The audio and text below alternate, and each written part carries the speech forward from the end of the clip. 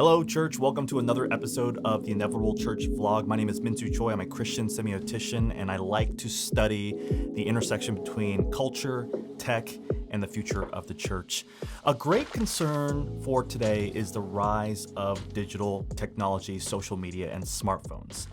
Whether it's in a sermon, at conferences, amongst many church leaders and pastors, Christian thinkers, it's clear that for the last 2 decades, the church has been very wary about how digital habits have formed and how those habits impact our faith, our desires, our priorities, even our communities.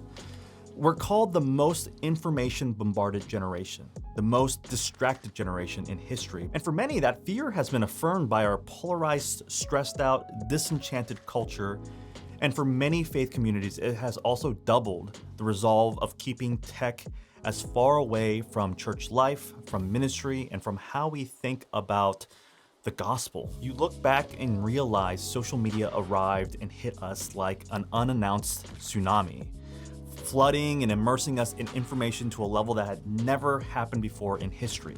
An entire generation went from simple browsing of websites, Yahoo chat rooms, AOL instant messengers, to being able to catalog their whole life through all kinds of media, all while being able to acquire an audience very easily through whatever platform and network you were on. It was this ability to create attention at the individual level that made social media so powerful as a tool. There was no manual, there was no masterclass on social media, and there was no tradition or history for us to rely on for prudence and for best practice. In other words, because tech came so fast and made itself so accessible, we just kind of dived in.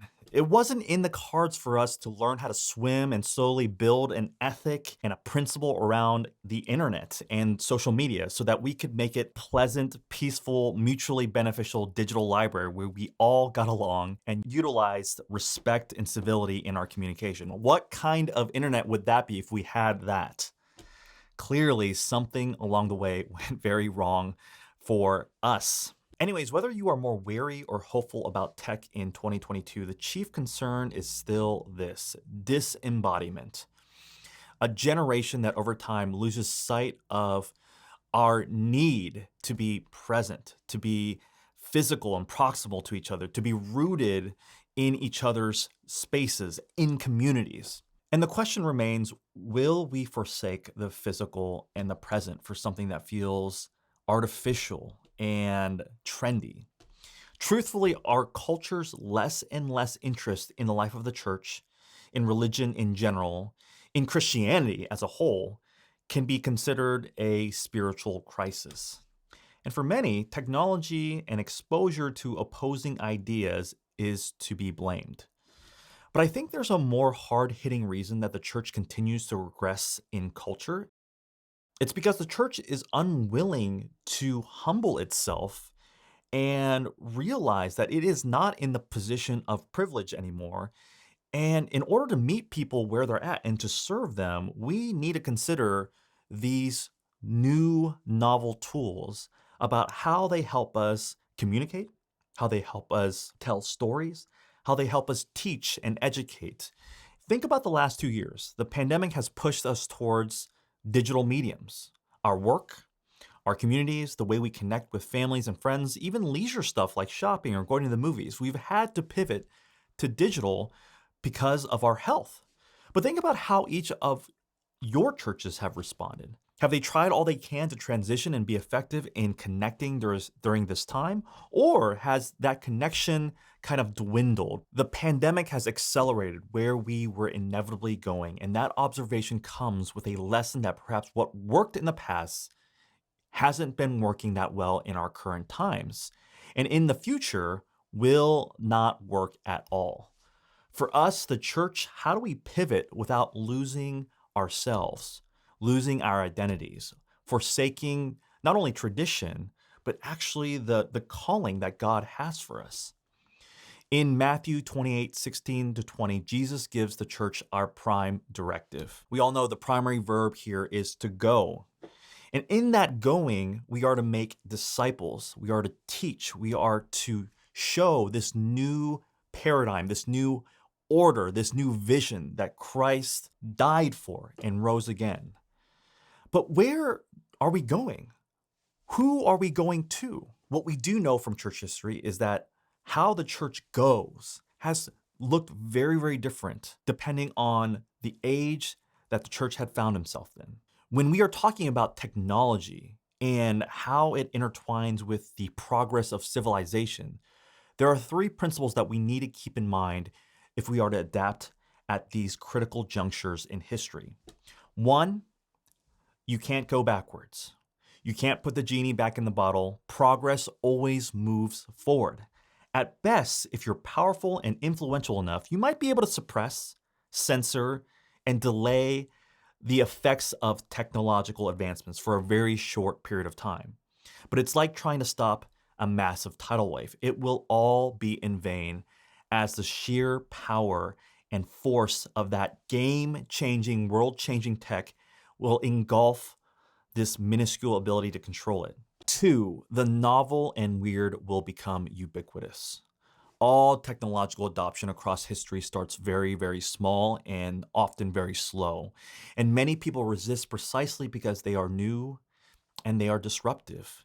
Visionaries and pioneers will introduce them, the risk takers and early adopters will test them out, and then the rest of us will come around and whether we want it to or not, it'll slowly integrate into our lives because it's just so much better, more convenient, more efficient. And three, those who are bold to understand and master these technological advancements first will generally have the most say in how the future is shaped by that technology.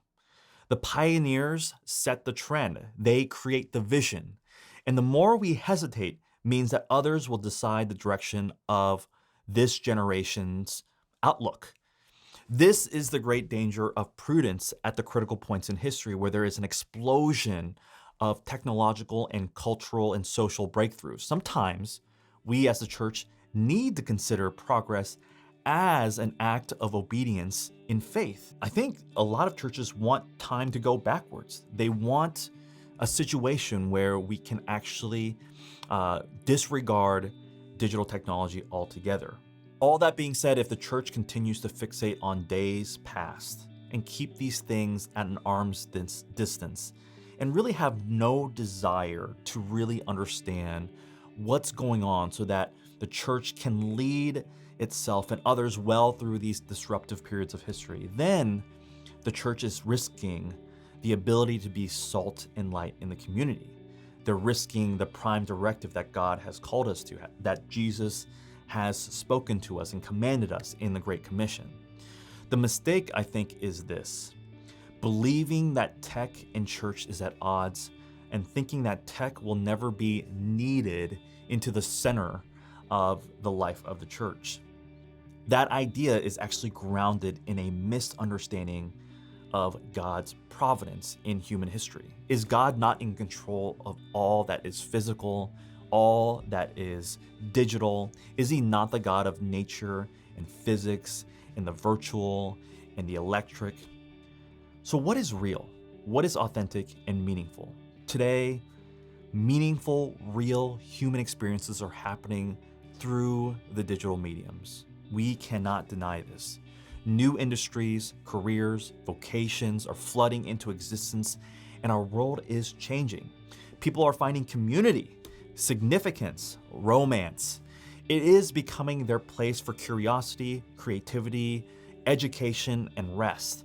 The core of their learning is being facilitated now through the internet. Hybrid learning, asynchronous learning, colleges are going online, continued education are being moduled through the internet. This is the brave new digital world, and we must partake so that we can continue to be salt and light, to be connected to people who desperately need to know Christ.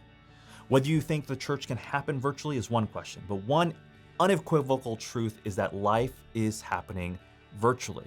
And so, the church, who is a conduit of life, must take part. So the path isn't a dual path. It isn't even a digital and incarnational side-by-side path. The path of the church is through the digital to get to the incarnational. Digital will be a requirement in order to be salt and light. It won't be all, it won't encompass everything, but it will certainly be a necessity. We cannot stay behind. We cannot just sit above the ocean and look into what's happening in the depths of the sea. God is calling us and commanding us and inviting us to dive in and to see what he's doing in this vast new world.